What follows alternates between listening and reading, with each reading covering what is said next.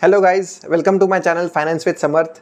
सबसे पहले आप सबको दिवाली की शुभकामनाएं। बहुत सारे लोगों के घर में आज लक्ष्मी पूजन होगी, तो मैं आशा करता हूं कि लक्ष्मी देवी आप पे मेहरबान हो और आप पे घर में उनका वास हो। और अगर वास नहीं है तो जल्दी वास हो। और ये एक बात ध्यान रखिए कि लक्ष्मी देवी वहाँ पे ही आती है जहाँ सरस्वती होती है। तो सरस्वती मतलब क्या? नॉलेज। जहाँ पे आप नॉलेज गेन करने में फोकस करोगे तो ऑब्वियसली लक्ष्मी देवी का वास आपके घर में होगा। तो आपका जो फोकस है वो नॉलेज गेन करने में होगा, मेहनत करने में होगा। ये आप मेक श्योर कीजिए। करेक्ट। तो बिना कुछ देरी किए शुरू करते हैं। सबसे इम्पॉर्टेंट टॉपिक जो हमने अपने थंबनेल भी देखा होगा कि फाइनेंशियल फ्रीडम। फाइनेंशियल फ्रीडम आज के दिन में सभी को चाहिए। फाइनेंशियल फ्रीडम पहले होता क्या है ये समझिए। अगर आप जॉब के पेशे में या कोई और बिजनेस भी कर रहे हैं, चलो अभी आप सपोज 25-30 की उम्र के हो, आप चाहते हो कि यार 45 या 50 की उम्र में मैं टेंशन फ्री होना चाहता हूँ। पैसे का जो सोच है, पैसे का जो प्रॉब्लम है मेरे दिमाग में, ये नहीं होना चाहिए। अगर मैं आज के दिन सपोज कहीं जा रहा हूँ फ्लाइट से, तो वो बहुत सारे लोग जो हैं वो सोचते होंगे यार कि सबसे सस्ती फ़्लाइट कौन सी होगी। और बहुत सारे लोग ये भी करते हैं कि जो रात वाली फ़्लाइट होती है 3-4 बजे, जो रात की होती है 3-4 या 2 बजे, वो बहुत सस्ते होते हैं फ़्लाइट्स। तो वो बहुत सारे लोग ऑप्ट करते हैं, मतलब वो चूज़ करते हैं फ़्लाइट। क्यों? कि उनको 1000, 200, 500, 2000 बचाना होता है। करेक्ट। तो ये जब सोच है पैसे बचाने की सोच, ये कुछ हद तक जब चली जाएगी, जब आप सोचोगे यार चलो ये आप इसके बारे में सोचने की ज़रूरत नहीं है कि कोई भी अगर गाड़ी लेनी हो, सपोज़ मेरे को कोई टीवीएस की गाड़ी लेनी हो या कोई बाइक लेनी हो, तो अगर आप 125 सीसी की बाइक लोगे, देखोगे कि आपको ये फिर 1,10,000 ऑन रोड प्राइस पे मिल रही है सपोज़। लेकिन फिर आपके दोस्त ने या किसी और ने रिकमेंड किया कि यार 125 सीसी क्यों ले रहा है, 160 सीसी ले ले, ये तुझे 1,40,000 में मिल जाएगी। तो आप सोचोगे यार 30,000 एक्स्ट्रा दे के 30 सीसी में 40 सीसी मतलब एक्स्ट्रा पैसा डालना सही होगा या नहीं होगा? इसका माइलेज कितना होगा? ये गाड़ी चलेगी कि नहीं? 50 किलोमीटर एवरेज जो दिखा रही है, अगर ये 50 किलोमीटर एवरेज नहीं चली तो इसका क्या होगा? मेरे पैसे कितने बर्बाद होंगे? अगर आप ये सारे सोच रखते हो तो ध्यान रखिए कि आपका ये फाइनेंशियल फ्रीडम आपको अभी तक मिला नहीं है। फाइनेंशियल फ्रीडम उसी को बोलते हैं जब अगर आपके पास फाइनेंशियल फ्रीडम हो तो आप ये छोटी मोटी जो चीज़ें हैं इसके बारे में आप सोचोगे नहीं। जो खर्चा करते वक्त आप बिल्कुल नहीं सोचोगे। मैं ऐसे नहीं बोल रहा हूँ कि यार जब अगर फाइनेंशियल फ्रीडम है तो मैं मुंबई में कहीं साउथ बॉम्बे में जाके कुछ फ्लैट कुछ भी खरीद लूँगा। इतना सारा पैसा हो मेरे पास कि मैं कोई भी साउथ बॉम्बे में नरीमन हाउस में एक फ्लैट मैंने खरीद लिया 50 करोड़ का, तो उसको फाइनेंशियल फ्रीडम बोलते हैं? नहीं, मैं ये बात नहीं कर रहा हूँ। मैं ये बोल रहा हूँ कि आप जो भी चीज़ें डेली कर रहे हो, डेली एक्सपेंस कर रहे हो, अगर आप अभी पैसे के बारे में सोच रहे हो, लेकिन जब आपको ऐसा लगेगा कि आपके पास फाइनेंशियल फ्रीडम मिल गया है, तो उस टाइम आपको ये सारे चीज़ों की सोचने की ज़रूरत नहीं होनी चाहिए। तो उसको ही फाइनेंशियल फ्रीडम बोलते हैं। और ये जनरली कैसे होता है? अगर आपका एक्सपेंस सपोज साल का 10 लाख है, करेक्ट, तो फाइनेंशियल फ्रीडम किसको बोलते हैं मैं इस एग्जांपल दे रहा हूँ। अगर आपके पास जो एक्सपेंस है वो 10 लाख है साल का, आपकी फैमिली का और सबका मिलके सपोज, तो 10 लाख इंटू 25 टाइम्स अगर आप करोगे तो कितना हो गया? 2.5 करोड़। करेक्ट।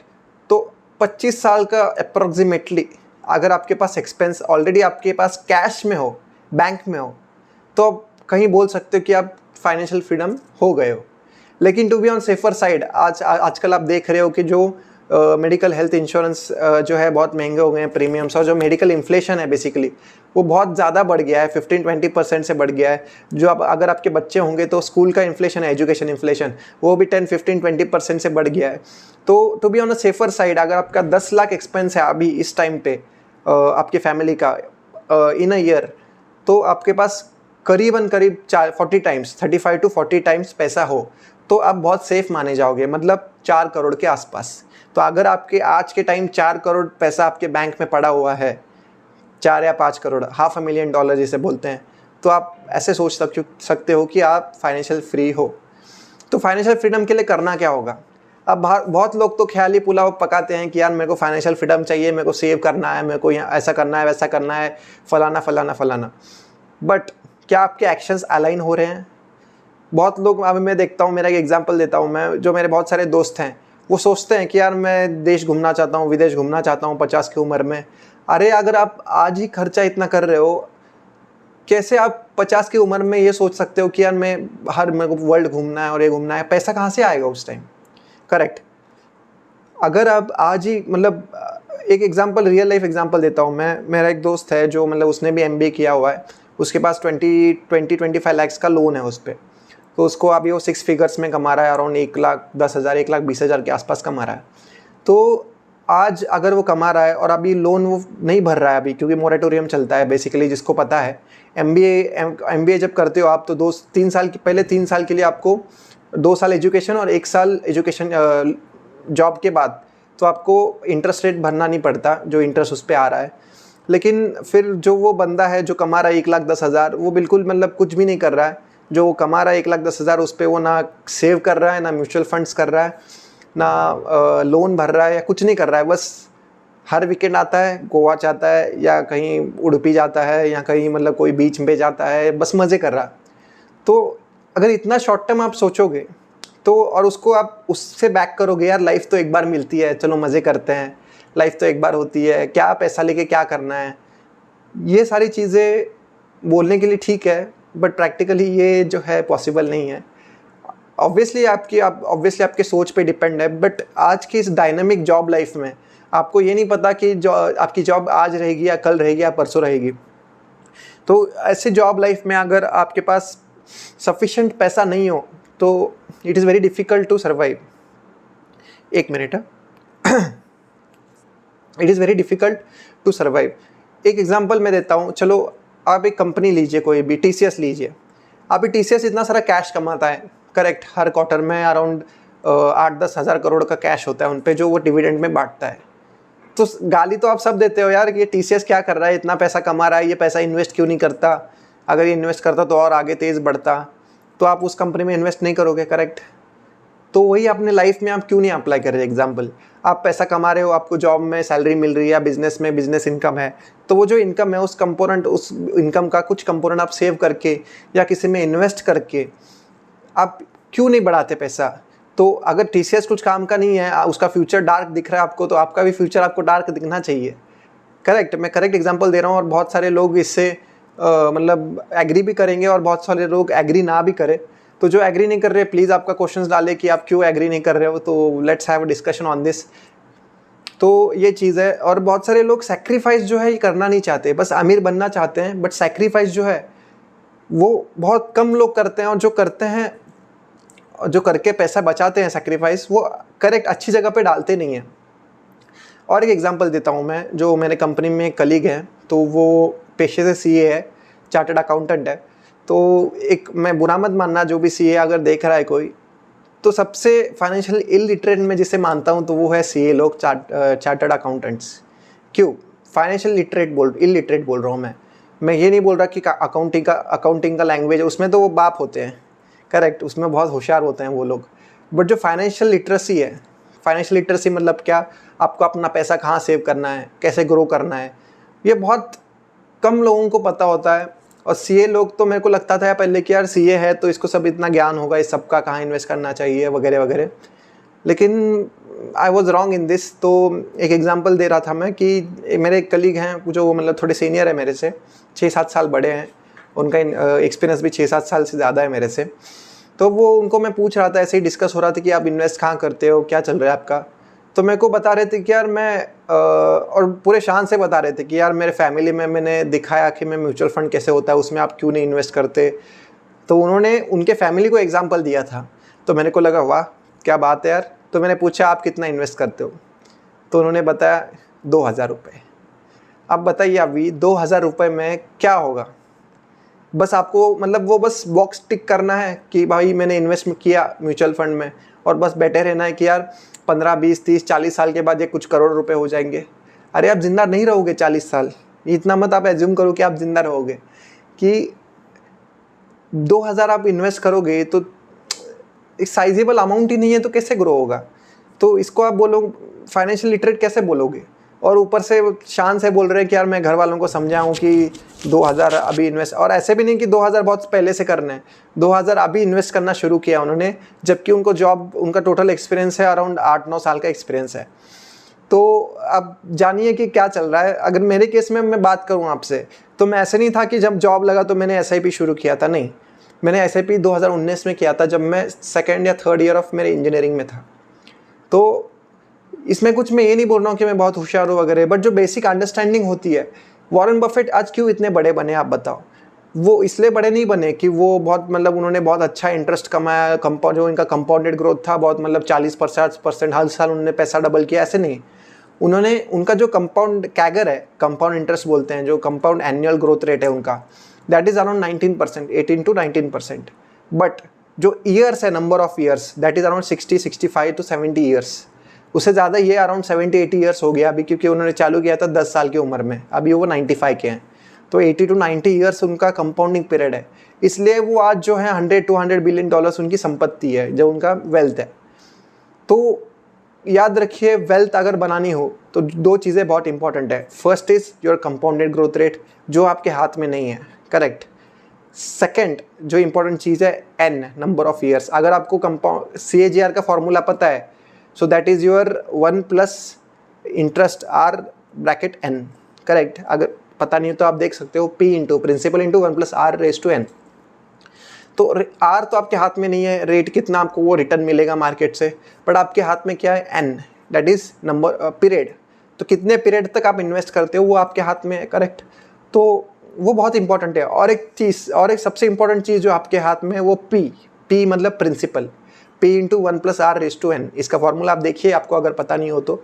P होता है प्रिंसिपल। अभी प्रिंसिपल क्या होता है, जो आप इन्वेस्ट कर रहे हो अमाउंट। अगर वो अमाउंट 500, 1000, 2000 रुपये है, चलो स्टार्ट में ठीक है, अगर आप कमा नहीं रहे हो तो ये अमाउंट ठीक है। और या अगर आप कमा भी रहे हो, चलो 10, 15, 20 हज़ार आपका अगर सैलरी हो और उसमें 2-3 हज़ार कर रहे हो तो वेल एंड गुड, बट आपको आपकी सैलरी बढ़ाने में फोकस करना पड़ेगा। अब ये कैसे आप करोगे, तो आपको स्किल आपकी बढ़ानी पड़ेगी। अब ये कैसे करोगे, तो ये आपको खुद को फिगर आउट करना पड़ेगा कि आपका इंटरेस्ट किस में लाए होता है। तो that is what I am telling कि जो 1 लाख 2 लाख कमा रहे हैं और वो अगर 2000 का ये कर रहे हैं, मतलब सेविंग कर रहे हैं, बट आईफोन वो 1 लाख का लेके घूमेंगे, देन हाउ इज़ इट मतलब फेवरेबल। कि आप सोचिए, अगर ये फेयर है कि आपके इन्वेस्टमेंट्स के लिए, और आप सोचते भी हो कि आप फाइनेंशियल फ्रीडम पाओगे, तो कैसे पाओगे, करेक्ट। तो वही है कि आपकी जो सेविंग होनी चाहिए 30 to 40% ऑफ योर इनकम होना ही चाहिए।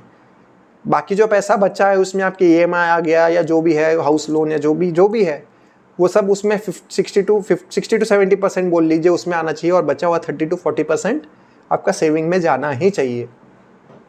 बहुत सारे ब्रोक मैंने फ्रेंड्स देखे हैं मेरे, जो मतलब जो शॉर्ट टर्म पाथ ढूंढते हैं। अब बहुत सारे लोग हैं जो फ्यूचर एंड ऑप्शन को मानते हैं कि आपको मल्टी बैगर, बहुत करोड़पति बना देगा। अरे आप बन भी गए करोड़पति, चलो बन भी गए, मैं बोल रहा हूँ, नेक्स्ट ट्रेड में आप पूरा गवा दोगे, और वो गवा के आप एक्स्ट्रा 50 लाख भी गवा दोगे, जो फिर आपको घर बेचना पड़ेगा या कुछ आपके घर वालों को वो पे करना पड़ेगा। तो शॉर्ट टर्म पे मत ध्यान दीजिए। जो वेल्थ बनाने की प्रोसेस है वो स्लो, स्टडी और नॉलेज फोकस होनी चाहिए। नॉलेज गेन करने में आप फोकस रखिए, तभी ही आपकी जो ग्रोथ होगी, जो वेल्थ आप बनाएंगे वो सस्टेनेबल रहेगी। अगर आप फ्यूचर ऑप्शंस में वेल्थ बना रहे हो तो वो नॉलेज नहीं है। मैं ऐसे नहीं बोल रहा हूँ जो प्रोफेशनल ट्रेडर्स हैं उनके लिए मैं बात नहीं कर रहा हूँ, बट बहुत 99% जो लोग हैं जो ट्रेडिंग कर रहे हैं, दे आर नॉट प्रोफेशनल्स। वो बस इसलिए मार्केट में है कि वो इंस्टेंट कमाना चाहते हैं। तो कोई 5000 लाता है, 10,000 लाता है और कमाना चाहता है 10 crore. How is it possible? अगर ये इतना ईजी होता तो अंबानी जो है, हमारे अंबानी अदानी, इतना सारा पैसा कैपेक्स में क्यों लगाते? ये सारा पैसा तो स्टॉक मार्केट में लगा के ट्रेडिंग करते, करेक्ट। तो उस पर अगर आपको अगर 1000% रिटर्न 1000 टाइम्स रिटर्न मिल रहा है, तो वो 10 गुना भी कर दे तो वो एलॉन मस्क को बीट कर सकते हैं ना। अगर उनके लिए इतना इजी नहीं है और उनके लिए तो इन्फॉर्मेशन इतनी सारी अवेलेबल है, तो आपके लिए क्यों इजी होगी?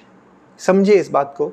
So don't focus on short term growth, don't focus on कि मैं इंस्टेंटली कैसा पैसा कमाऊँ, कैसा मैं। और एक मैं गलती बोलता हूँ जो मतलब बहुत सारे लोग करते हैं।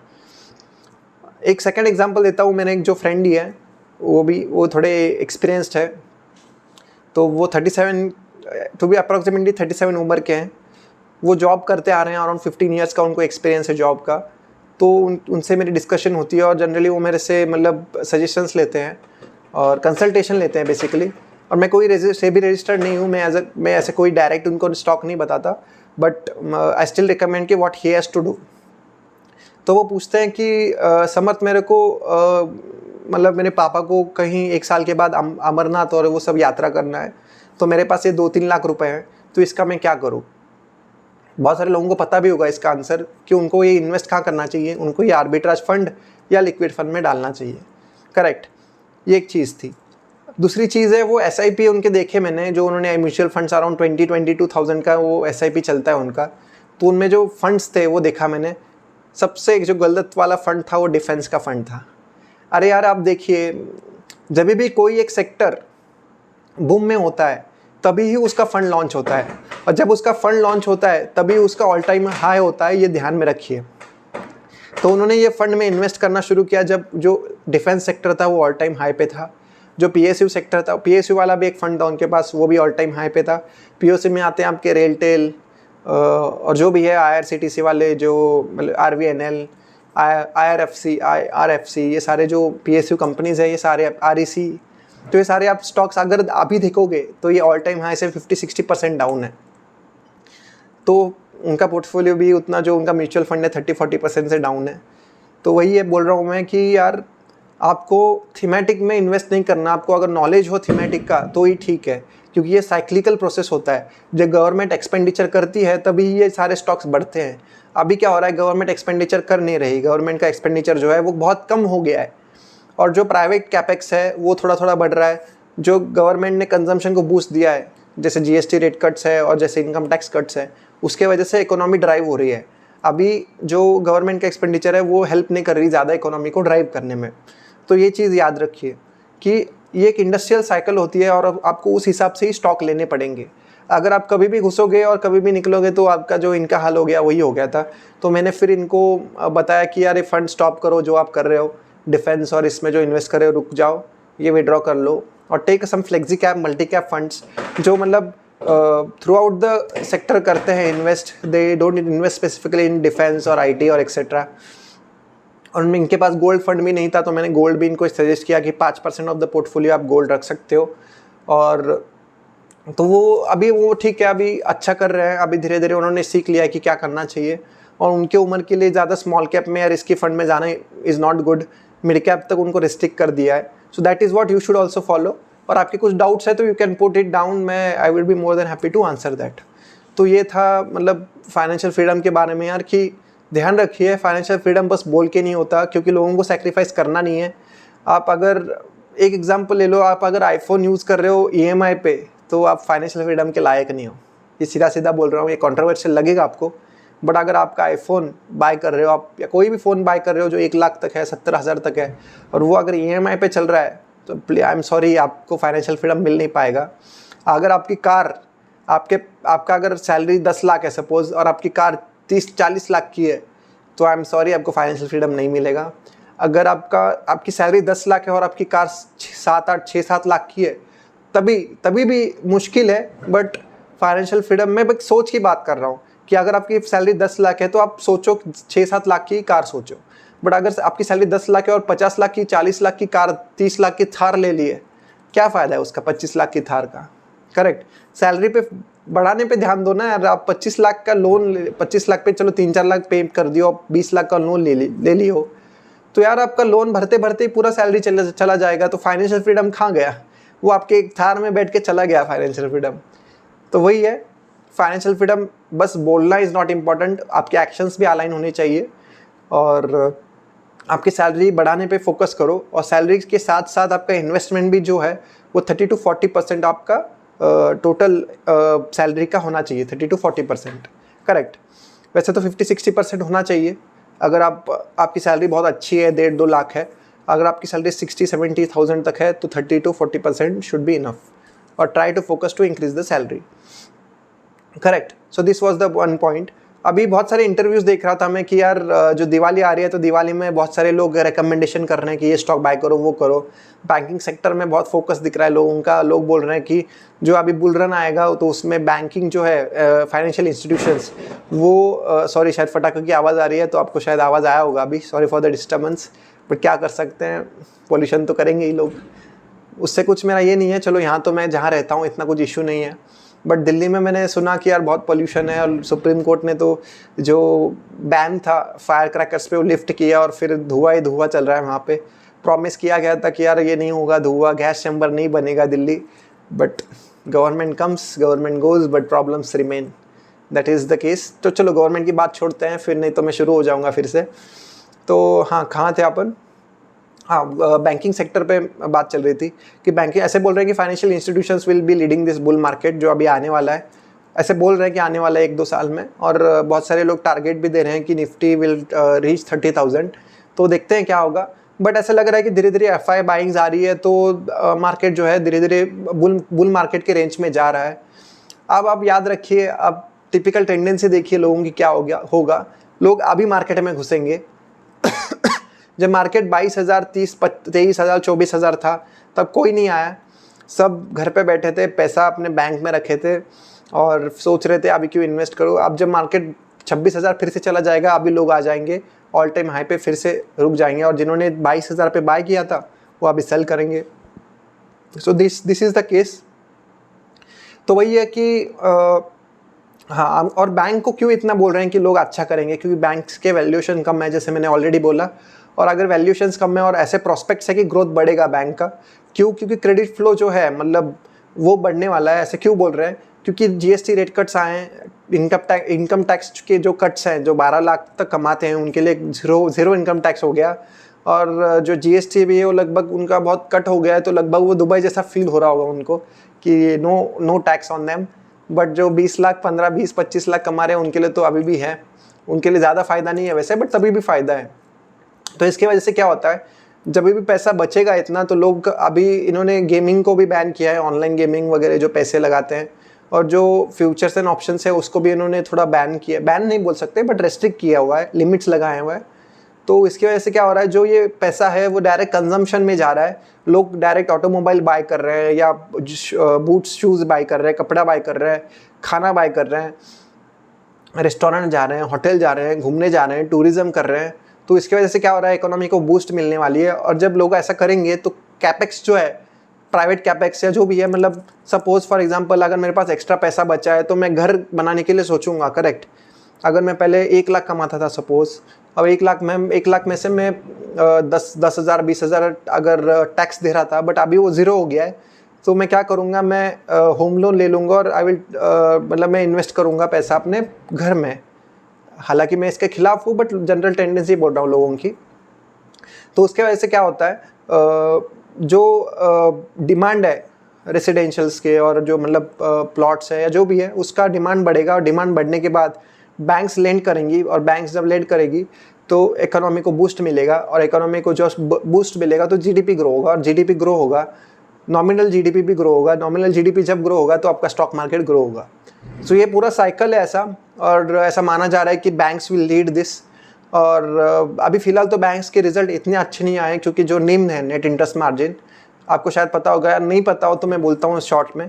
नेट इंटरेस्ट मार्जिन वो चीज़ होती है, सपोज़ मैं बैंक हूँ, आपने मेरे से 100 रुपीज़ लोन लिया हुआ है 10% पे, और मैंने किसी और से बोरो किया हुआ है, सपोज डिपॉजिट किसी ने मेरे बैंक में डाला है 100 रुपीज़ का, तो उसको मैं 7% दे रहा हूँ। तो जो डिफरेंस है 10% माइनस 7%, तो 3% मेरा निम हो गया, नेट इंटरेस्ट मार्जिन, करेक्ट। अगर अभी क्या हो रहा है, अभी रेट कट हो गया, तो क्या हो रहा है, जो लोन आपसे मैंने लिया, आपने मेरे से लिया था, उसमें मैं जो 10% दे रहा था, अभी वो 9% हो जाएगा, करेक्ट। और जो जिसने मेरे से बोरो किया था वो इतने जल्दी नहीं होगा, क्योंकि उसके ट्रांजिशन में, रेट कट ट्रांजिशन में टाइम लगता है। बट जो लोन है, लोन के ट्रांजिशन में जल्दी देना पड़ेगा, पास ऑन करना पड़ेगा। तो आपसे मैं अभी 9 रुपये लूँगा, क्योंकि 1% रेट कट हुआ है, करेक्ट। और जो मैं दे रहा हूँ वो 7% ही रहेगा, 7 रुपये, तो 7% रहेगा, तो 9% माइनस 7%, तो 2%, तो निम कम हो गया। तो जब भी रेट कट होता है तब नेट इंटरेस्ट मार्जिन बैंक का कम होता है, और उसके वजह से एक शॉर्ट टर्म में एक डिप आता है बैंक के प्रॉफिटेबिलिटी में। लेकिन लॉन्ग टर्म आप सोचोगे तो it is a good for bank, क्योंकि जो कॉस्ट ऑफ डिपॉजिट्स है वो कम हो जाएंगे, एक फर्स्ट वेरी इंपॉर्टेंट पॉइंट।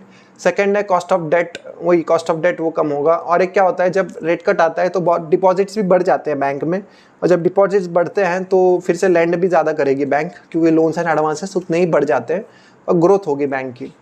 तो इसलिए बोलते हैं कि banks will lead this bull market. तो आप अच्छे से एनालिसिस कीजिए, ऐसा कौन सा बैंक आपको लगता है कि अच्छा करेगा, and you can choose your bank which ever you like. अभी पिछले वीडियो में और एक चीज़ हमने बात किया था कि लेवरेज के बारे में किया था। अभी लेवरेज होता क्या है, तो बैंकिंग सेक्टर में अगर मैं, बहुत इंपॉर्टेंट टर्म है, आपको थोड़ा टेक्निकल हो जाएगा, लेकिन आपको अगर समझ नहीं आया तो प्लीज़ कमेंट कीजिए। ROA, return on asset. तो रिटर्न ऑन एसेट होता है क्या बेसिकली, वो होता है जो भी बैंक्स के टोटल एसेट्स है, टोटल एसेट्स मतलब loans and advances plus the investment, तो उसका रिटर्न मतलब net profit divide by total assets. तो ये जो है 1%, 0 से लेके 2% तक ये वैरी होते रहता है। और आपको लगता होगा यार इतने बड़े, फॉर एग्जांपल HDFC बैंक का लेते हैं अपन एग्जांपल, तो उसके जो टोटल एसेट्स है that is around 45 lakh crore, correct. मैं लोन्स एडवांसेस की बात कर रहा हूँ और इन्वेस्टमेंट की टोटल बात कर रहा हूँ, तो आप बैलेंस शीट में जाके देखोगे, so that is around 45 lakh crore. और उनका जो प्रॉफिटेबिलिटी है वो भी देखोगे तो वो भी आपको समझ आएगा कितना है। और उनका अगर आप ROA बात करोगे दैट इज अराउंड 2%, करेक्ट। हाँ 2% है। तो आपको लगेगा यार इतना कम ROA, इतना बड़ा एसेट है इनका, इस पर बस 2% कमा रहे हैं। नहीं, ऐसे नहीं होता। लेवरेज जो होता है बैंक में, इस पिक्चर में, मतलब पिक्चर में अब आ जाएगा। बैंक क्या करती है, लेवरेज पे चलती है। फॉर एग्जांपल अभी HDFC बैंक है सपोज, इन्होंने क्या किया, इनका जो खुद का कैपिटल है जो इन्होंने इन्वेस्ट किया है, सपोज अगर वो 10 लाख है, करेक्ट, और जो इन्होंने बोरो किया हुआ है लोगों से, रिटेलर से, वो सपोज 90 लाख है, तो 10 लाख और 90 लाख 1 करोड़ हो गया, करेक्ट। अभी जो लेवरेज होता है that is own capital 10 lakh divide by total capital, total जो एसेट, टोटल मतलब कितना हो गया, 90 + 10, टोटल एसेट हो गया 10 लाख, 1 करोड़ सॉरी। तो 10 लाख डिवाइड बाय 1 करोड़ हो गया आपका कितना, 10 क्या होगा आपका, लेवरेज होगा। तो बैंक का जो रिटर्न ऑन एसेट है वो 2% है और लेवरेज 10 है। तो अगर 2% भी बैंक कर रही है, जो कि बहुत अच्छी बैंक ही करते हैं 2%, तो जो इनका रिटर्न ऑन इक्विटी होता है that is ROA, return on asset into leverage, तो वो हो गया अराउंड 20%। तो उनकी प्रॉफिटेबिलिटी हो गई 20%, विच इज़ मतलब आइडियल केस में बहुत अच्छा होता है ये प्रॉफिटेबिलिटी। तो समझ आया कि आपको? अगर नहीं समझ आया तो प्लीज़ कमेंट कीजिए, मैं I would be more than happy to explain that. तो ये लेवरेज की बात मैं इसलिए कर रहा था। तो कोई भी बैंक में, और लेवरेज अच्छा भी होता है बुरा भी होता है। क्यों, मैं एक एग्जांपल देता हूँ, यही एग्जांपल लेते हैं। 10 लाख मैंने खुद का कैपिटल था मेरा और 90 लाख जो बोरो किया था मैंने। सपोज बैंक 5 लाख का लॉस करती है, अभी 5 लाख का लॉस किया बैंक ने, तो जो 90 लाख मैंने बोरो किया था वो 90 लाख तो मेरे को देने पड़ेंगे ऑब्वियसली। लेकिन जो मेरा कैपिटल था, ओन कैपिटल, वो 10 लाख था। 10 लाख पे मैंने 5 लाख लॉस किया, तो डायरेक्ट 50% में ओन कैपिटल में डाउन आ गया। तो आप समझ रहे हो, बस 5 लाख के लॉस में मेरे को डायरेक्ट 50% का बैंक को लॉस हो गया। तो लेवरेज का ये इशू होता है। तो ये आपको अगर कंसेप्ट समझ आया तो बहुत अच्छा है, नहीं समझ आया तो एक बार रिवाइंड कीजिए। अगर फिर से ना समझ आए तो मेरे को बताइए, मैं I will be more than happy to explain you. तो यही है कि इस दिवाली में आप अच्छे से स्टॉक भी देख सकते हो। ऐसे बहुत सारे बैंकिंग स्टॉक्स भी है और जो कंज्यूमर स्टॉक्स भी है जो ठुके पड़े हैं बहुत सारे, मतलब 30, 40, 50% डाउन है ऑल टाइम हाई से, जिनका ROE अच्छा है, ROC अच्छा है। और बस ROE ROC ना देखना, ग्रोथ भी देखना, क्योंकि वही स्टॉक बढ़ते हैं जिनमें ग्रोथ है। जो स्टैग्नेंट स्टॉक है TCS देखो, अभी TCS में तो ग्रोथ ही नहीं है, दैट्स वाई बढ़ भी नहीं रहा है। और मतलब IT के स्टॉक्स देखो, TCS आप बोलोगे यार सर कितना टारगेट कर रहे हो, मैं ऐसे कुछ टारगेट में नहीं कर रहा, मेरी कुछ जानी दुश्मनी नहीं है TCS से, बट मैं बोल रहा हूँ कि ग्रोथ इज़ वेरी इंपॉर्टेंट। अब देखिए ना, एग्जाम्पल लीजिए जोमेटो में ग्रोथ था इसलिए अभी वो बढ़ रहा है, ग्रोथ है अभी भी, उसका ROA ROE कुछ नहीं है, 0, लेकिन ग्रोथ देखिए कितना है। तो इसके वजह से जो वैल्यूशंस मिल रहे हैं बहुत प्रीमियम मिल रहे हैं। तो growth is very important in any stock. तो आप एक प्रॉपर, अगर मैं एक एग्जांपल दूँ, प्रॉपर कोई कंपनी आपको लेनी हो, so it should have more than 20% growth, sales growth की बात कर रहा हूँ, ROE of 20-25%, ROC of 20-25%, P ratio of 20 to 30 या 40 तक, इससे ज़्यादा नहीं। तो these 4 parameters are really important.